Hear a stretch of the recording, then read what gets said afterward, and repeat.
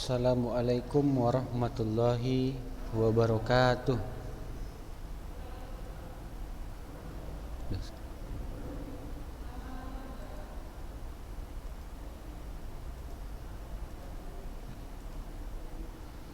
Oke, puji syukur kita ucapkan kepada Allah Subhanahu wa taala, di mana pada pagi hari ini kita bisa melanjutkan materi pembelajaran kita, ya. Oke, baiklah, anak didik kami kelas 11, akan kita lanjutkan materi kita hari ini, yaitu tentang pH larutan dan kekuatan asam basa, ya. Nah, jadi kalau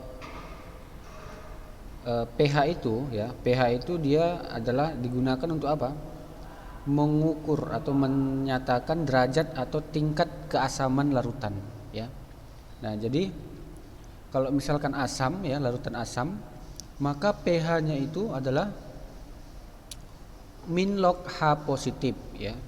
Larutan asam pH-nya adalah min log H positif. Untuk menentukan pH-nya, ya, rumus untuk menentukan pH-nya. Nah, kalau untuk larutan basa, untuk menentukan kalau dia larutan basa itu dia pertama harus dia dicari dulu pOH-nya, ya, pOH. Nah, baru nanti bisa kita dapat pH-nya. Nah, jadi kalau misalkan larutan asam, ya, larutan asam itu dia pH-nya itu di bawah 7. Nah, kalau misalkan larutan basa yaitu di atas 7. Sedangkan pH larutan netral adalah sama dengan 7, ya. Jadi basa itu pH-nya selalu di atas 7. Nah, contoh misalkan larutan asam adalah HCl, ya, HCl. Nah, HCl itu merupakan salah satu contoh larutan asam. Kemudian kalau misalkan larutan basa, nah, larutan basa contohnya adalah NaOH. Nah, NaOH itu pH-nya adalah di atas 7, ya. Nah, jadi kalau di asam itu mengandung H, sedangkan kalau basa dia mengandung OH, ya. Oke, kita lanjut. Nah, hubungan pH dengan pOH. Nah, jadi pH itu tadi adalah untuk mencari derajat keasaman suatu asam, kan begitu kan? Nah, jadi pOH itu adalah derajat keasaman suatu basa. Nah, dari pOH ini juga nanti bisa kita tentukan pH. Nah, jadi hubungannya yaitu ini penurunan rumusnya, ya, penurunan rumusnya. Nah, nanti hubungannya yaitu ini, ya, yang biru ini, pH tambah pOH sama dengan 14.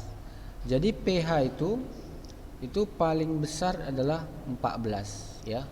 Nah, jadi pH, cara mencari pH yaitu 14 dikurang pOH, ya, 14 dikurang pOH.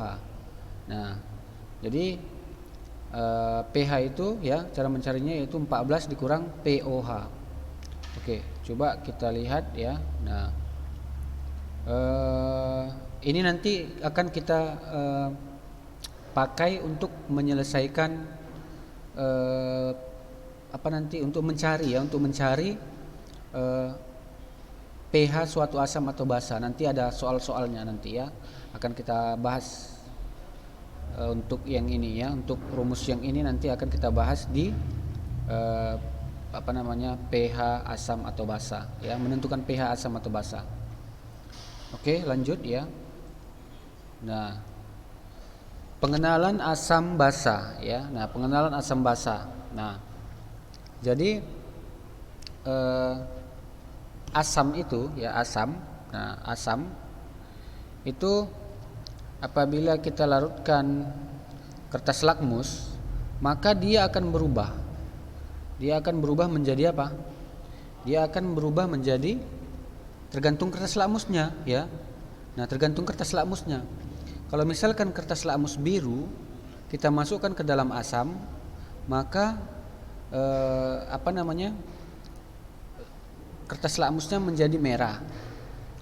Sedangkan kalau misalkan lakmus biru kita masukkan ke dalam basa, dia akan tetap biru. Nah, jadi intinya kalau di asam itu adalah memerahkan kertas lakmus ya. Jadi kalau merah kita masukkan ke dalam asam, maka warnanya akan tetap merah ya. Kemudian kalau misalkan yang biru. Nah, kertas lakmus biru kita masukkan ke dalam asam, maka dia akan berubah menjadi merah. Nah, demikian juga kalau misalkan larutan basa itu sifatnya adalah membirukan kertas lakmus. Nah, jadi kalau misalkan lakmus biru kita masukkan ke dalam larutan basa, maka dia akan tetap biru. Sedangkan lakmus merah kita masukkan ke dalam basa, maka dia akan menjadi biru. Nah, intinya apa? Intinya adalah larutan basa ini dia membirukan kertas lakmus ya. Oke, nah ini indikator asam basa. Nah, jadi kalau asam itu, indikator asam basa itu dia ada beberapa ya, phenolphthalein, bromtimol biru, metil merah, metil jingga. Nah, jadi ini adalah indikator asam basa. Nah, indikator asam basa artinya ketika kita masukkan ke dalam asam atau basa, maka dia akan berubah warna ya. Maka dia akan berubah warna. Jadi kalau phenolphthalein kita masukkan ke dalam larutan asam, nah nanti larutan asamnya itu nanti dia tidak berwarna ya, tetap warnanya ya. Kemudian kalau misalkan phenolphthalein kita masukkan ke dalam larutan basa, nah nanti warna larutan basa itu menjadi merah muda. Nah, jadi kita ketahui bahwasannya suatu larutan itu basa dengan indikator phenolphthalein, yaitu warna larutannya menjadi merah muda. Kemudian kalau dia larutan netral, itu ketika kita masukkan phenolphthalein maka nanti tidak berwarna ya. Nah, phenolphthalein itu dia seperti cairan seperti ya. Nah, jadi warnanya itu dia putih biasanya. Kemudian brotimol ya. Nah, ini brotimol ini ketika kita masukkan ke dalam larutan asam, nanti warna larutannya dia akan menjadi kuning. Sedangkan kalau misalkan brotimol ini kita masukkan ke dalam larutan basa, warnanya akan berubah menjadi biru. Kemudian kalau brotimol kita masukkan ke dalam larutan netral, warnanya berubah menjadi biru. Nah, metil merah kita masukkan ke dalam larutan asam, maka warnanya akan menjadi merah. Ya. Demikian juga kalau kita masukkan ke dalam larutan basa, warnanya menjadi kuning. Nah, kemudian kalau misalkan metil merah kita masukkan ke dalam larutan netral, warnanya warnanya menjadi kuning. Demikian juga metil jingga ya, merah, kuning dan kuning ya. Oke. Kita lanjut ya. Nah, jadi hubungan keelektrolitan dan kekuatan asam basa. Nah, jadi larutan elektrolit dan non elektrolit itu kan udah pernah kita bahas, ya kan? Nah, jadi kalau misalkan larutan elektrolit itu kan dia terdiri dari asam kuat dan basa kuat kan begitu kan? Nah, jadi kalau misalkan HCl ya, nah HCl itu kan termasuk asam kuat. Nah, jadi kalau misalkan asam kuat atau basa kuat, dia sifatnya adalah elektrolit kuat. Nah, seperti itu ya. HCl misalkan HCl, kemudian H2SO4.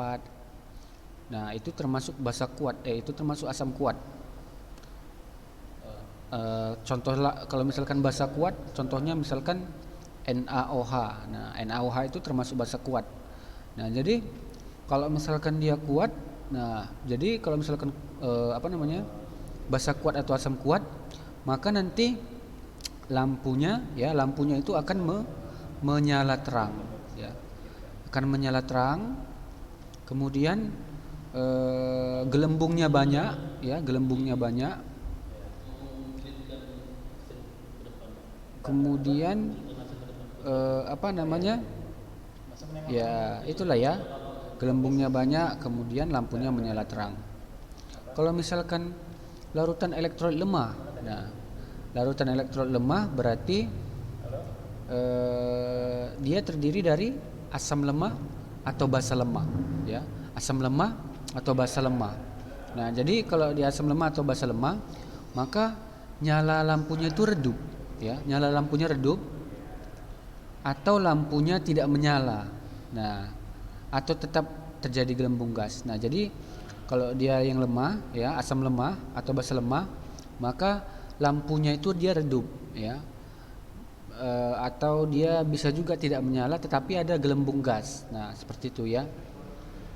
Nah, jadi contohnya misalkan CH3COOH. Nah, CH3COOH itu termasuk asam lemah, ya. Nah, seperti itu, ya. Itu termasuk asam lemah. Oke, kita lanjut, ya. Nah, sebenarnya ini udah pernah kita bahas, ya kan, di semester 1 kemarin, cuman sekilas, ya. Jadi ini Ustadz inilah, ya, karena ini kan semester baru kan, begitu kan. Jadi ini Ustadz terangkan lagi, ya. Ustadz terangkan lagi supaya lebih paham, ya. Sebenarnya kita semester yang lalu udah menyinggung tentang ini kan, begitu kan. Nah, jadi untuk semester ini karena pembahasannya, ya, itu materinya memang tentang pembahasan asam basa, ya, di awal, maka Ustadz ulangi untuk pembahasan ini, ya. Nah, jadi agar lebih dipahami, ya. Oke, coba kalau misalkan hubungan pH larutan dan kekuatan asam basa. Nah, jadi pH asam kuat itu di bawah dari pH asam lemah. Nah, jadi pH asam kuat itu dia di bawah pH asam lemah. Jadi misalkan pH asam kuat 6,9. Kalau pH asam lemah yaitu 5,0 misalkan. Nah, berarti pH asam kuat di sini lebih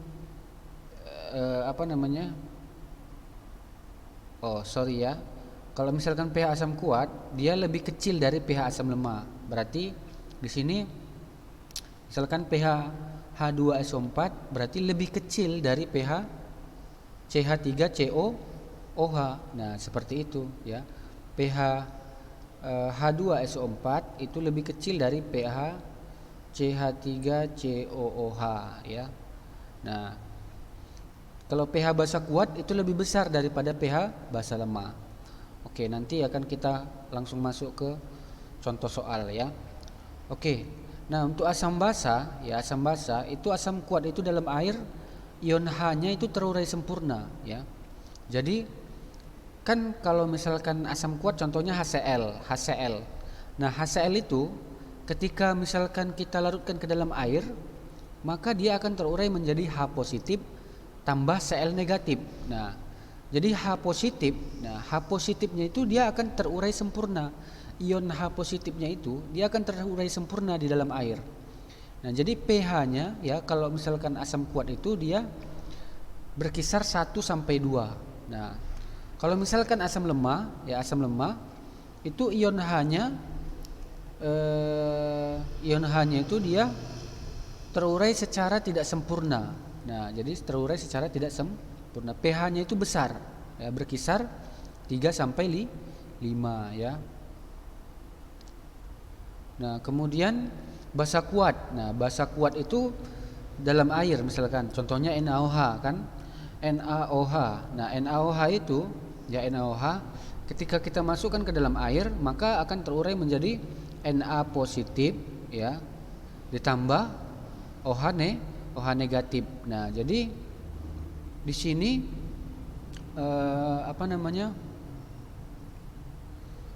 pH-nya itu kalau dia basa kuat itu besar, ya, itu berkisar 12 sampai 13, ya, 12 sampai 13. Kemudian kalau basa lemah, ya, basa lemah misalkan dalam air, maka ion OH-nya itu dia terurai secara tidak sempurna, ya. Ion OH-nya itu dia terurai secara tidak sempurna. pH-nya itu dia berkisar antara 9 sampai 11. Oke.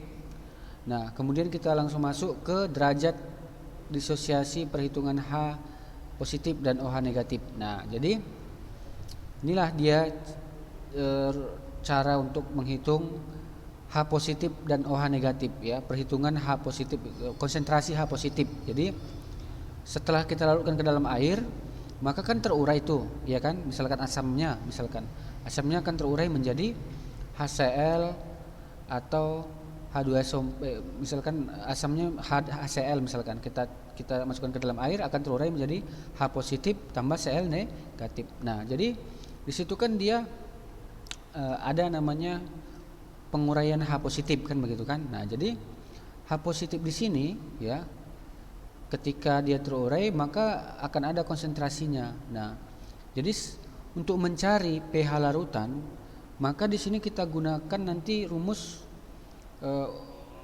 min log H positif. Nah, jadi H positif di sini diperlukan untuk mencari pH nantinya. Nah, seperti itu ya. Demikian juga untuk basa kuat. Nah, basa kuat rumusnya adalah, untuk basa kuat ketika kita masukkan ke dalam air maka akan terurai menjadi ion OH negatif kan begitu kan. Nah, konsentrasi ion OH negatif rumusnya adalah B kali Mb. Nah, B kali Mb. Kalau H positif rumusnya adalah A dikali Ma. A itu adalah valensi asam, sedangkan Ma itu adalah konsentrasi asam ya. Nah, kemudian kalau OH min maka rumusnya adalah B kali Mb. Nah, B itu apa? B itu adalah valensi basa ya, valensi basa dikali massa apa? Dikali apa? Dikali konsentrasi basa ya. Jadi valensi basa dikali konsentrasi basa. Valensinya itu dilihat dari mana? Lihat dari koefisien si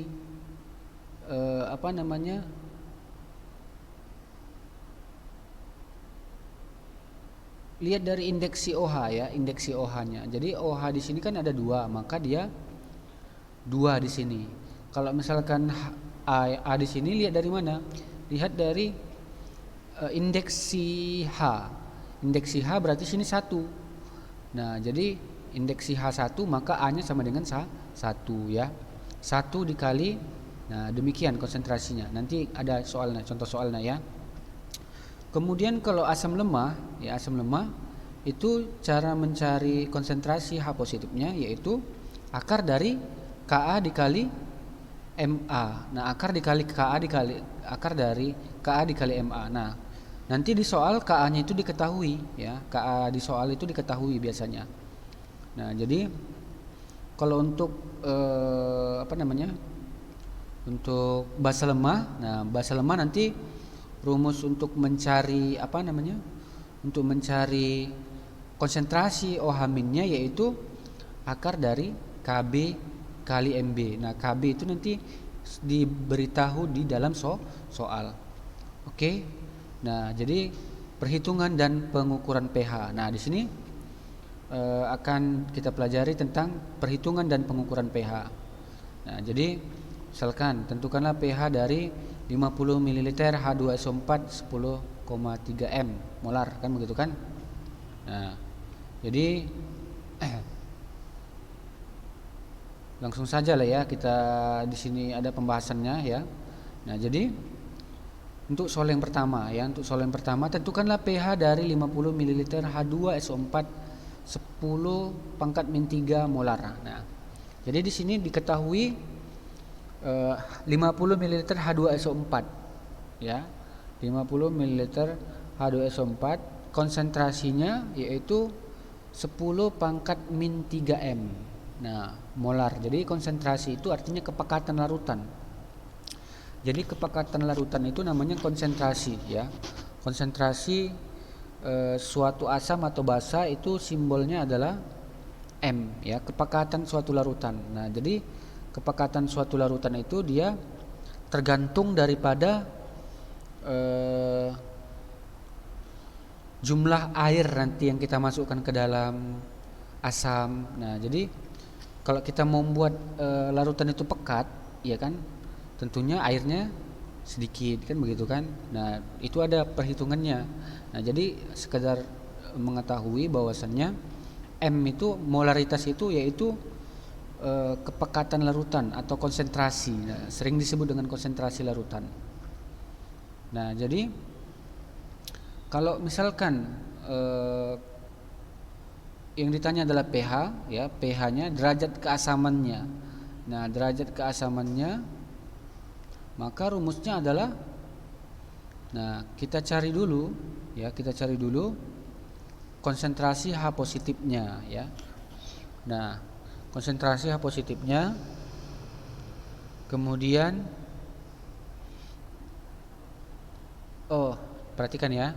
Nah, kalau misalkan dia ini H2SO4 pH yang ditanya. Nah, ini pH-nya ini ketika dia sudah dilarutkan ke dalam air, ya.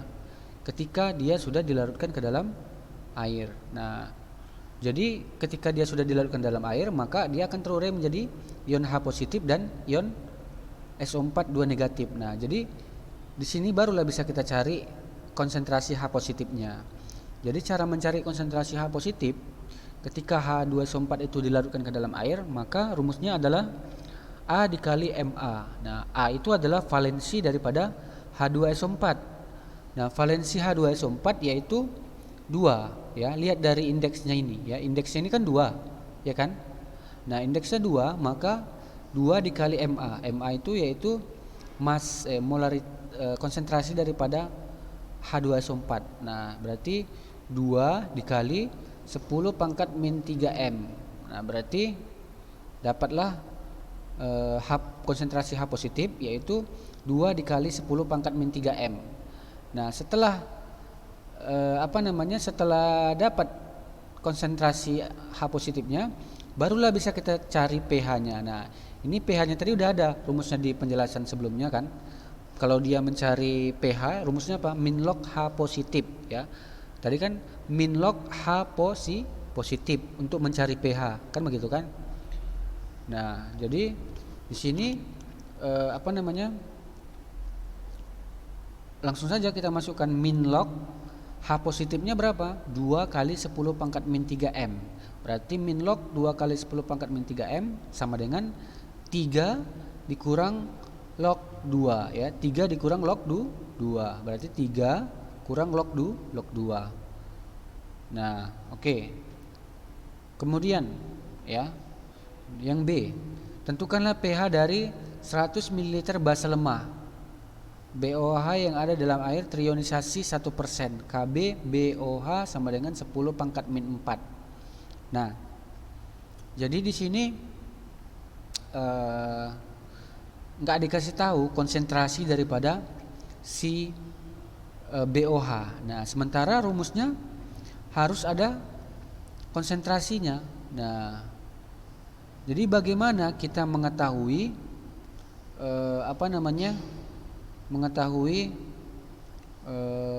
konsentrasi daripada si basa tersebut, kan begitu? Nah, jadi caranya yaitu kita gunakan rumus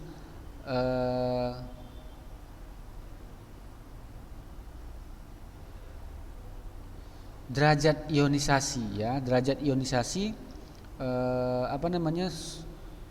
jadi kalau misalkan dia basa, ya, basanya itu dia terionisasi 1% katanya kan. Berarti di sini 1% itu sama dengan berapa? 1/100. Berarti 1/100 sama dengan 0,01 derajat ionisasinya, ya kan. Nah, jadi ada di rumus sebelumnya, ya. Nah, perhatikan, untuk mencari derajat ionisasi itu rumusnya adalah OH min, konsentrasi OH min per MB. Nah, MB. Nah, jadi setelah diturunkan bisa juga mencari derajat ionisasi itu rumusnya adalah akar dari Kb per MB untuk basa lemah. Kalau untuk asam lemah, akar dari Ka per Ma. Nah, maka di sini kita pakai rumus seperti itu, ya. Jadi A sama dengan akar dari Kb per MB. Berarti 0,01 sama dengan akar dari 10 pangkat min 4 per MB, ya. Berarti MB nya sama dengan 1 M ya, MB-nya sama dengan 1 M kan begitu. Nah, dapatlah MB-nya. Nah, jadi MB-nya itu dapatlah 1 M. Nah, perhitungannya gimana? Ini tinggal kita hilangkan akarnya. Ini kita kuadratkan. 0,01 kuadrat berarti 10 pangkat min 4. Berarti 10 pangkat min 4 sama dengan 10 pangkat min 4 per MB. Berarti MB-nya adalah 1 M, 1 molar ya. Nah, setelah dapat MB, maka bisa kita cari apa? Maka bisa kita cari konsentrasi OH-nya ya. Konsentrasi OH-nya yaitu akar dari KB dikali MB sama dengan akar dikali 10 pangkat min 4 kali 1 sama dengan 10 pangkat min 2. Akarnya berarti 10 pangkat min 2. Nah, ini karena dia basa, maka di sini OH, maka di sini POH. Nah, itu dia. Kalau dia basa dia POH ya, POH, bukan pH. Kalau dia basa POH. Nah, rumusnya tadi kan apa? Kalau dia POH sama dengan min log OH min. Berarti min log 10 pangkat min 2. Nah, jawabannya adalah 2. Min log 10 pangkat min 2 adalah 2 ya. Min log 10 pangkat min 2 adalah 2. Sehingga pH-nya yaitu 14 ya, ketetapannya 14 dikurang POH, berarti 14 kurang 2 sama dengan 12, maka dapatlah pH-nya sama dengan 12. Nah, itu kalau soal yang menggunakan derajat ionisasi ya, atau terionisasinya ya, derajat terionisasinya, maka kita gunakan rumus ini ya, rumus ini. Oke, selanjutnya